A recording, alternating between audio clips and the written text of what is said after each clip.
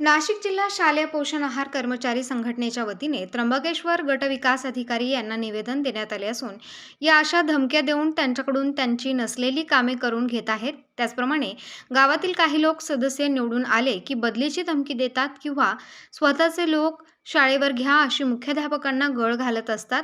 हे चुकीचे असून एकदा कामावर घेतल्यानंतर त्यांची कामात गंभीर चूक झाल्यानंतर त्यांची चर्चा करून त्याला सुधारण्याची संधी देऊन व संघटनेची चर्चा करून गटविकास अधिकाऱ्यांना शासनाने दिलेल्या अधिकारांचा वापर करता येईल। मुख्याध्यापक यांनी इंधन आणि भाजीपाला स्वतःकडे न ठेवता पोषण आहार शिजवणाऱ्यांकडे देण्यात यावा आणि पंचायत समितीला जो शिक्षण अधिकाऱ्यांनी पत्र पाठवले आहे ते पत्र प्रत्येक शाळेला देण्यात यावे।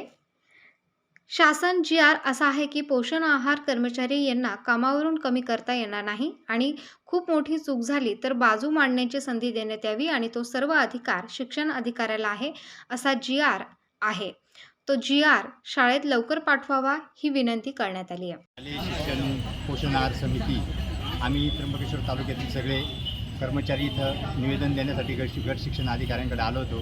तर शाळेमध्ये जे मुख्याध्यापक आहेत त्यांना याची माहिती नाही का ह्या लोकांनी याला आझाद मैदानावर आंदोलन करून आणि जे काही हक्क होते त्यांचे ते हक्क मिळवून घेतलेले आहेत। उदाहरणार्थ की आम्हाला आता कुठल्याही म्हणजे शालेय शिक्षण समितीच्या जे व्यवस्थापन समितीचे अध्यक्ष त्यांच्याकडे कुठल्याही प्रकारचा अधिकार राहिलेला नाही।